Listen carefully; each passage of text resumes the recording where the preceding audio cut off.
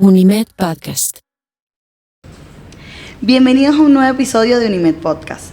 Hoy es lunes de Saberes en Sinergia, el espacio donde las disciplinas se cruzan para darnos una visión del mundo actual mucho más amplia.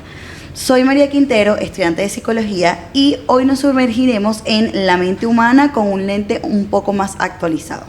Tengo por aquí un dato curioso que es: ¿sabían que la inteligencia artificial está permitiendo predecir crisis de salud mental antes de que desaparezcan los síntomas físicos? Eso para mí es nuevo. Realmente sí hemos hablado de la inteligencia artificial, pero es un buen dato curioso. La psicología ya no es solo el diván. Hoy es una ciencia de frontera. Vamos a conversar un poco sobre estas tendencias que revolucionan la psicología moderna, como la terapia asistida con inteligencia artificial, la neurociencia y cómo el pensamiento de la ingeniería aporta soluciones al bienestar emocional. Y ustedes se preguntan, ¿por qué la ingeniería? ¿Qué tiene que ver la ingeniería con la psicología? Bueno, hoy tenemos un invitado muy preciado y especial, el director de nuestra Escuela de Psicología, Sergio Villalobos, quien nos va a hablar y va a combinar la precisión de la psicología y la ingeniería a su manera. Bienvenido, Sergio. Gracias, María. Muchas gracias. Bueno, Sergio, primero cuéntanos, ¿cómo fue este cambio? Yo, la verdad, esto es un dato curioso también, que no sabía que eras ingeniero químico y también... Sí, exacto, que también estabas con el tema de la psicología. Cuéntanos cómo se dio este enlace, cómo se dio esta conexión. Vale, claro. Bueno, yo inicialmente comencé a estudiar ingeniería química. Siempre dije que tenía dos pasiones cuando estaba en el bachillerato, ¿no? De alguna forma me apasionaba mucho la química, el laboratorio, el trabajo, digamos que de transformar una cosa en otra, ¿no? Y luego recuerdo en cuarto año tocar brevemente la materia de psicología y que de alguna forma me gustaba, ¿no?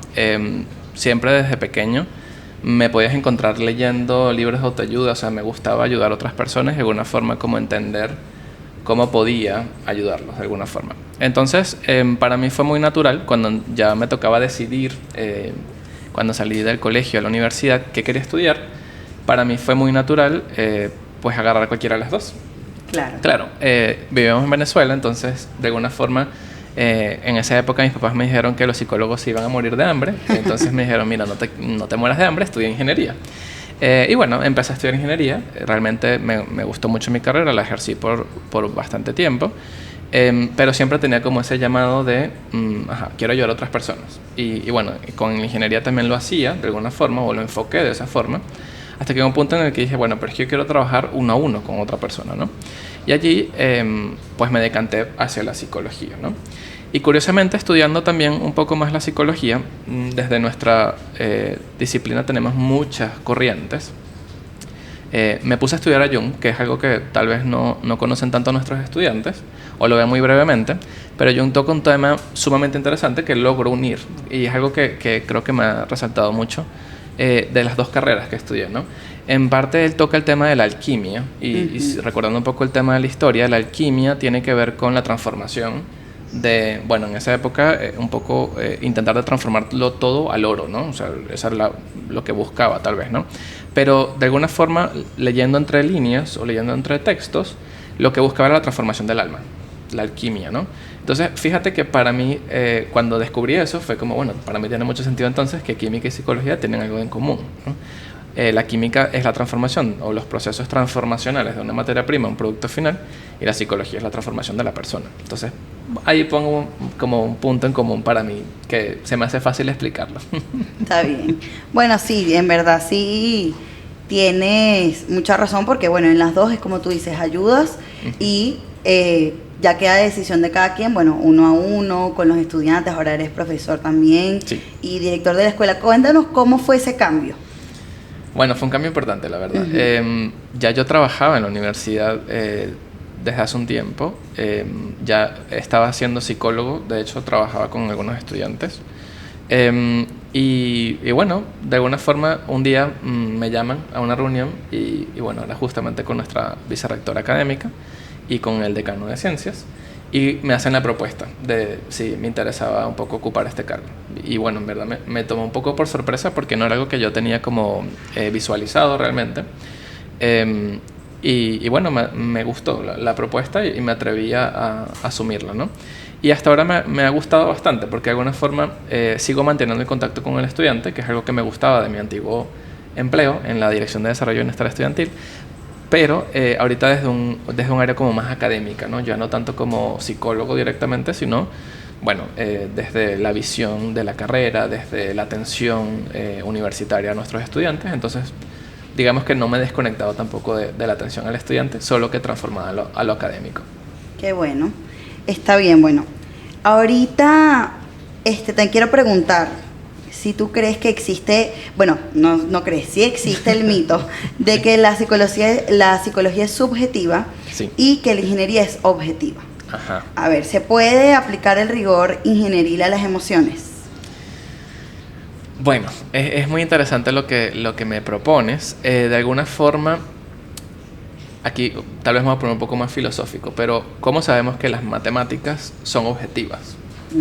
¿Cómo sabemos que la suma, o 2 más 2, realmente es 4, ¿no? Y ahí me pongo de alguna forma tal vez un poco más filosófico, porque las matemáticas son una concesión entre nosotros, ¿no? De alguna forma llegamos a un consenso de que 2 más 2 es 4, ¿sí? Y eso es ciencia, ¿no? De alguna forma lo demostramos o tenemos una metodología rigurosa que lo demuestra, pero al final del día es una concesión, es como un acuerdo global que todos tenemos, ¿no? Entonces, para mí decir que la psicología es subjetiva, la ingeniería es objetiva, las dos son las dos, si te soy honesto. En la ingeniería tienes cosas objetivas, ¿no? Tienes unas mediciones, digamos, de alguna forma, que necesitas manejar, pero también es subjetiva, porque al final del día tú eres una persona y tú eres el que toma decisiones, ¿no? En función de definir si hay que arreglar algo o no. Con la psicología pasa algo muy parecido, ¿no? Tienes la subjetividad, no la dejamos de lado, pero también tienes que ser objetivo. Tienes que trabajar con la otra persona, no es tu amigo, es una persona con la que vas a trabajar, a la que vas a acompañar en diferentes contextos. Entonces, creo que las dos son subjetivas y objetivas al mismo tiempo. No te podría decir si una es más objetiva o subjetiva que la otra, sino que, bueno, cada una comparte formas diferentes. Ok, claro, y además también en la psicología también hay una serie de manuales, de libros y pasos que uno tiene que seguir para hacer las diferentes actividades dependiendo del campo en el que estás, ¿cierto? Sí, correcto. Sí, tenemos cosas bastante estandarizadas también. Ok. Bueno, ahorita vamos a entrar en el tema de la tecnología como aliada de la psicología y todas las tendencias modernas, ¿ok? Yo quisiera que tú me explicaras cuáles son las herramientas de vanguardia que están cambiando hoy el juego clínico. Bueno, con el tema de la inteligencia artificial, como tú mencionabas, hay un movimiento interesante a nivel mundial. En parte porque, de alguna forma, la atención que podíamos brindar antes era bastante limitada a nivel de tiempo. Y sobre todo como, bueno, dependemos de un ser humano, obviamente, para dar una atención de cualquier tipo. Creo que los tiempos de respuesta cada vez han sido menores. Pero tal vez diría esto con un inciso de que la IA todavía es un bebé que está aprendiendo, ¿no? Tenemos todavía bastantes limitaciones, pero ciertamente es un bebé que aprende, ¿no? Y de alguna forma creo que ha ido aprendiendo con el tiempo algunas cosas que nos han ido facilitando un poco la vida, sobre todo como terapeutas, como psicólogos, dependiendo de cualquier área en la que nos estemos desenvolviendo, ¿no? El tema de la inteligencia artificial actualmente nos ahorra mucho tiempo, pero a la vez creo que nos permite ese tiempo que estamos ahorrando es ser más estratégicos tal vez, o buscar de alguna forma dedicarnos más tiempo a estudiar el problema más que a intentar de resolverlo rápidamente, ¿sí? La IA es una aliada realmente. Por ejemplo, te propongo aquí un ejemplo con lo psicoterapéutico. Tú le puedes pedir, por ejemplo, a la IA que te diseñe una hoja de trabajo para trabajar un tema específico con una persona, por ejemplo. Entonces, súper interesante porque hay unas guías incluso que te hacen ya hasta dibujos, te hacen un material bastante didáctico para que tú te dediques a comprender el problema y a trabajarlo con la otra persona. Y digamos que lo que haces ya por fuera, que lo hacemos todos los psicólogos tal vez, es como que, bueno, antes trabajábamos el material, lo construíamos, lo hacíamos, tardábamos muchísimo tiempo y al final es que le dábamos como esta hoja y que, mira, ya lo hice, aquí está. Ahora te toma muy poco tiempo hacer eso y también ajustarlo a las necesidades de la persona. Entonces creo que si nos vamos por esta vía, nos podemos dar cuenta de que nos ha ido de alguna forma facilitando un poco más el trabajo para adecuarlo a la persona, ¿sí? Entonces creo que por ahí va un poco el tema de la IA. No creo que nos sustituya, si te soy muy honesto. Okay. De hecho, estuve en una tesis muy interesante en la que justamente una de tus compañeras presentó a nivel cualitativo el estudio de si la IA era capaz de comportarse como un terapeuta.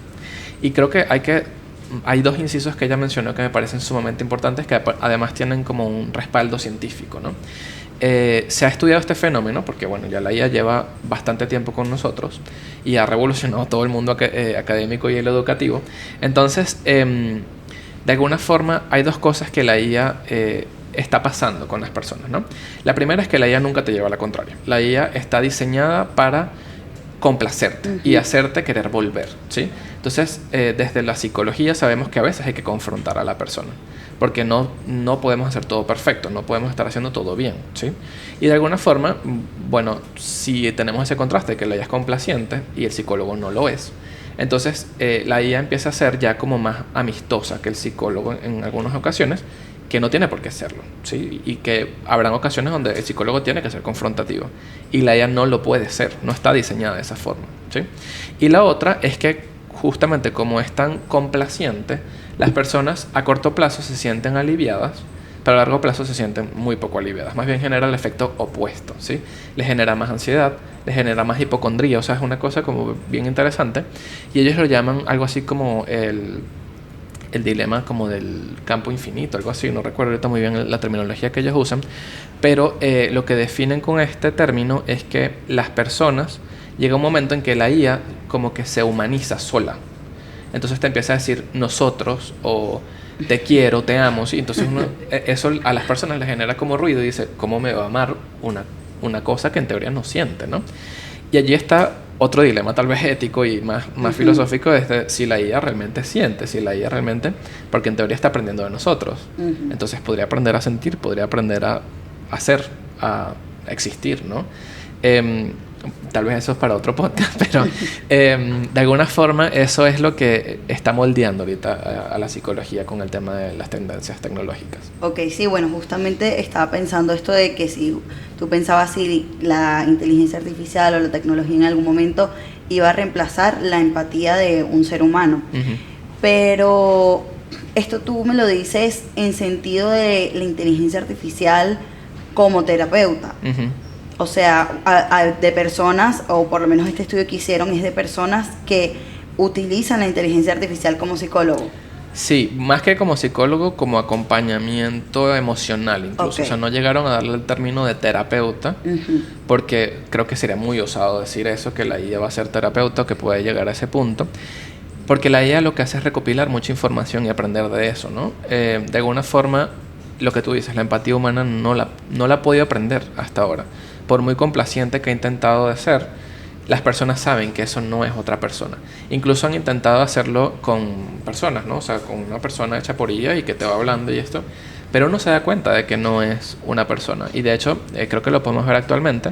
Los sistemas de cualquier tipo de atención al cliente, ahorita todos son por IA. O tú escribes un chat y la respuesta automática es hola. Te mandan un mensaje súper largo que tú sabes que no escribe una persona. Exacto. Entonces uno dice, bueno, pero más bien las personas están demandando que me atienda una persona. Ahorita, o sea, estamos llegando con el punto opuesto de que quiero que me atienda una persona que me entienda mi problema y no una computadora que no está entendiendo lo que yo estoy viviendo, ¿sí?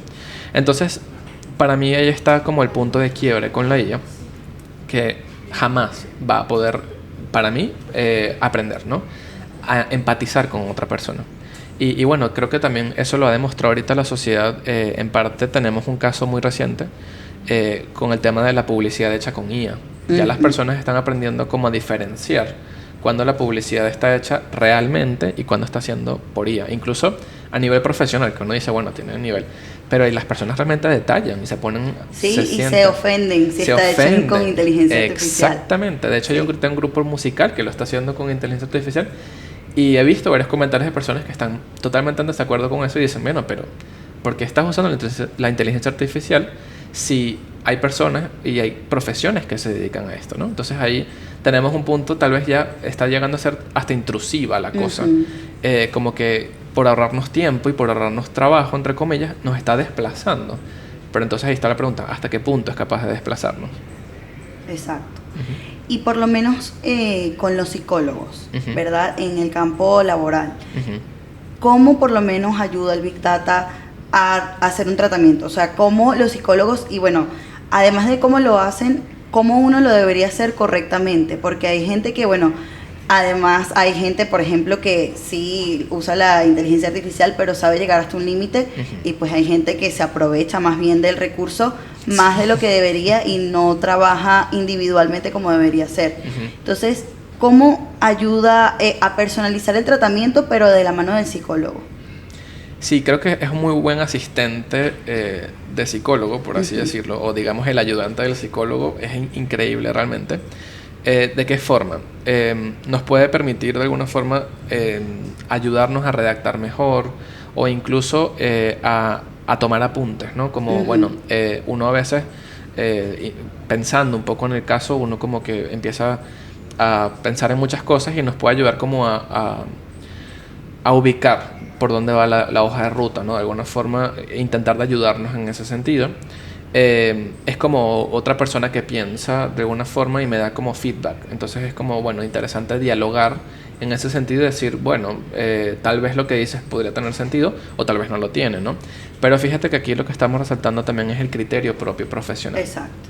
O sea, no va a poder de alguna forma sustituirlo. Y de hecho ella misma te lo dice, ¿no? Cuando uno le dice, ay, me siento triste, no quiero salir de mi casa, cosas así, ella te da como indicios de que, mira, esto puede ser, parece esto, pero yo no soy un profesional que te puede diagnosticar eso, tienes que ir con un profesional.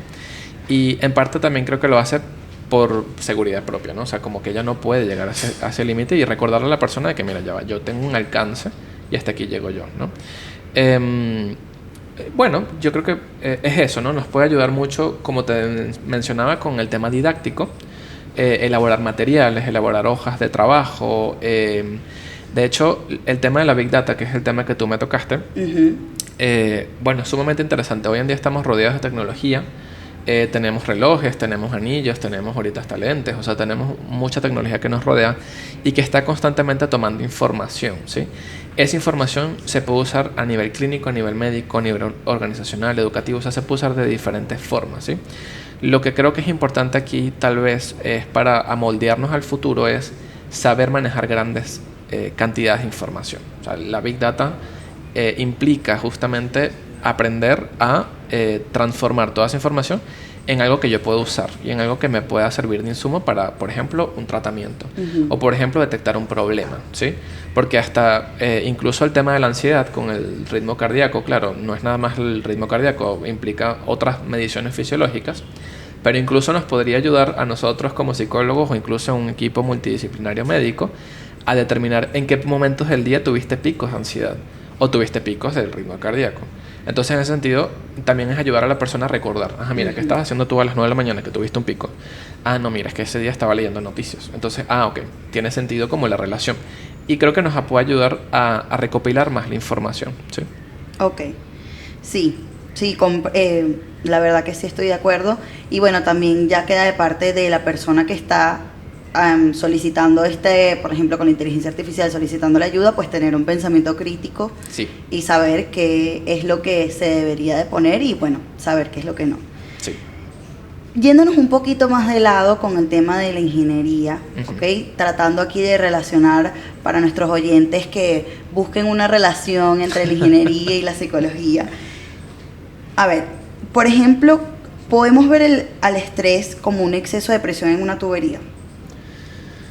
Bueno, es que también tenemos como ese término en los sistemas, ¿no? El estrés del sistema. Podría ser. El estrés también tiene mucho que ver con nuestras propias capacidades de afrontamiento, ¿no? Y de hecho el estrés tal vez está como muy mitificado como algo malo. La ansiedad está mitificada como algo malo. Pero la verdad es que todos los sistemas sufren ansiedad, de alguna forma. Todos los sistemas sufren presión, asociándolo un poco a la ingeniería, ¿no? El tema es cómo maneja esa presión, cómo logra aliviar esa presión y cómo logra distribuirla, ¿no? Entonces, de cierta forma, si podríamos hacer esa analogía, tal vez tiene que ver más con cómo afrontamos esa presión que se siente y cómo podemos mejorar también nuestro estilo de afrontamiento, ¿no? Si logramos aliviar la presión, entonces, de alguna forma, estamos permitiendo que el estrés no nos envuelva ni nos absorba, ¿no? Pero bueno, allí está tal vez esa relación, ¿no? De que la presión se puede manejar de alguna forma u otra. Exacto. Y de todas formas se libera de una forma u otra. Aunque nosotros no lo queramos conscientemente, inconscientemente se libera de una forma u otra ese nivel de estrés. ¿Y cómo podríamos optimizar por lo menos estos procesos para no colapsar? Bueno, mira, yo creo que uno con el tiempo también va madurando técnicas. Uno también va creando un estilo de pensamiento un poquito más adaptativo. Un poquito menos todo nada o blanco-negro, ¿no? Aprendemos a apreciar los grises y a apreciar que no todo tiene que ser perfecto, ni todo tiene por qué estar escrito, o tiene que ser de la forma en la que uno lo espera, ¿no? Tal vez ahorita lo que he visto más, sobre todo con el tema tecnológico y la hiperconectividad de las personas bueno, realmente ahorita el espacio de desconexión empieza a ser ya no algo que antes pasaba naturalmente, sino que algo ahorita es muy necesario, el espacio de desconexión. Empezar a volver un poco a ese punto de antes, ¿no? Es como llegar al punto medio, porque bueno, pasamos un poco de estar muy poco conectados y cada quien vivía en su zona de una forma, a estar hiperconectados, ¿sí? Entonces deberíamos intentar llegar a un punto medio que nos deje conectarnos, pero también desconectarnos. ¿Sí? Okay. Entonces ahí también creo que está muy alineado con el estrés, ¿sí? La cantidad de información que recibimos actualmente es abismal y todos los días recibimos información de todos los tipos, ¿sí? En parte hay que aprender a filtrar esa información o aprender a tener rituales de desconexión.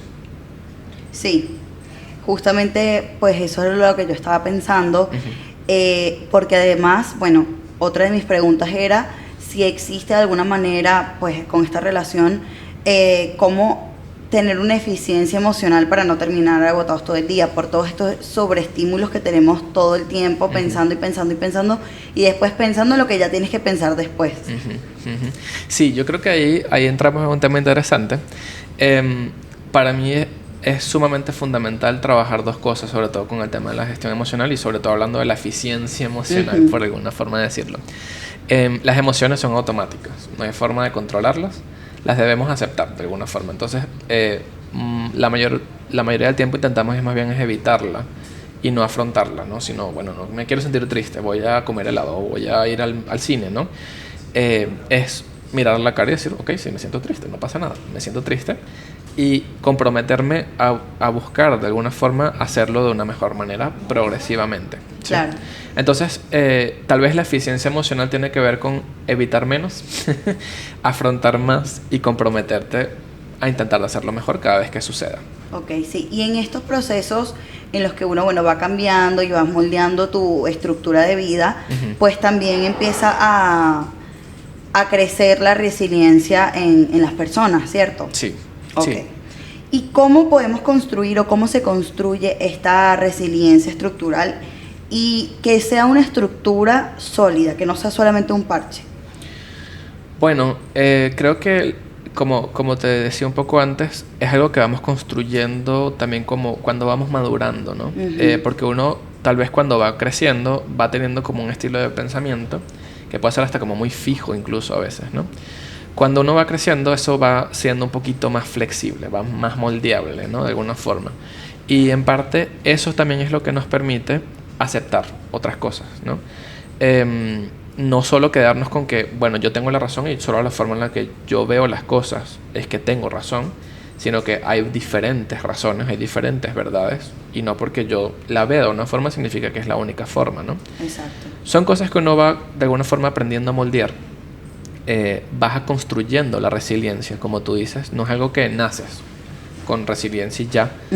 Puede ser que tengas una estructura de personalidad que te haga muy resiliente, pero también la vas construyendo porque hay límites para todo. No podemos ser tampoco muy poco resilientes, pero tampoco demasiado resilientes. Si no, vamos a llegar a un punto de quiebra en cualquiera de los extremos, es un punto de quiebra. Exactamente. Y bueno, esa estructura se derrumba. En algún punto, sí. Y ahí viene también un poco eso, aceptar que el derrumbe es parte del camino. Exacto. Es normal, derrumbarse totalmente normal. Tenemos que aceptarlo también como una forma de aprendizaje y de progreso. Para progresar hay que deconstruir. Y la única forma de construir es destruir en ocasiones. Bueno, y es exactamente eso. Yo creo que una de las conexiones que estoy viendo a medida que vamos conversando, que bueno, tanto en ingeniería, que uno tiene que hacer de repente ejercicios, fórmulas, etcétera, pues si no te sale bien, tienes que volver a empezar. Sí. Así te lleves 3 páginas hechas de ejercicio. Es así. Y te das golpes en la cabeza y dices, ¿por qué no me está dando? Bueno, justamente es volver para atrás y ver, ok, ya me salté un paso. Exacto. Uh-huh. Ahorita, anteriormente, estábamos hablando del tema de la hiperconectividad y de la gratificación inmediata, ¿cierto? Sí. Entonces, ¿cómo afecta nuestra necesidad de gratificación inmediata con la atención?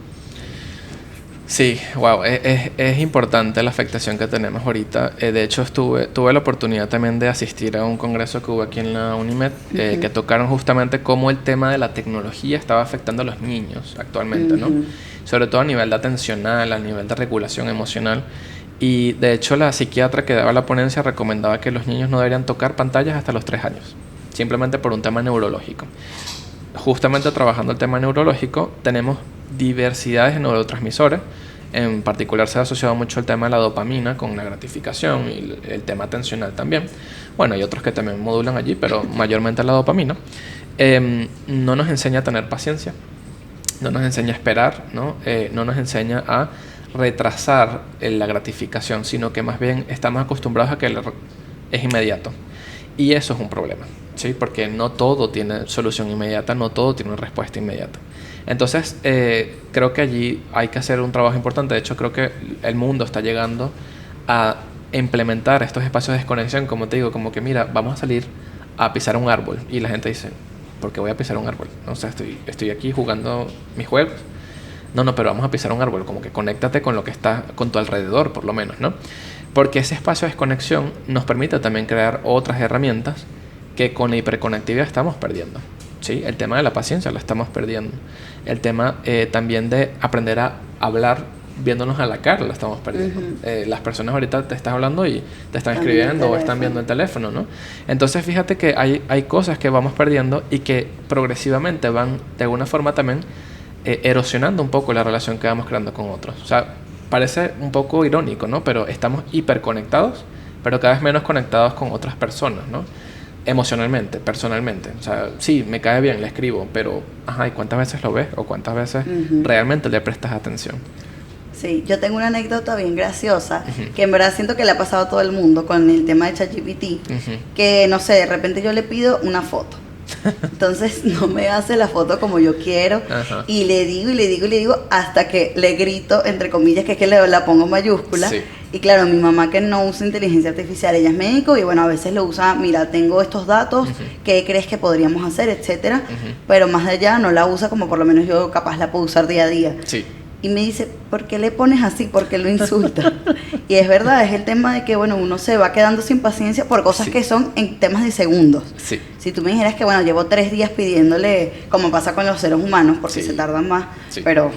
Y también con el tema de los niños, que, bueno, he visto varios datos curiosos de esto, que es que las caricaturas, los shows de la televisión de ahorita y de los que ven en YouTube son tienen mucho más colores, son mucho más rápidos los animalitos y los personajes hablan rapidísimo y bueno, eso hace que ellos vayan más rápido de lo que ellos les ponen una caricatura que era, no sé, por lo menos de los 2000 y la de ahorita y es completamente diferente.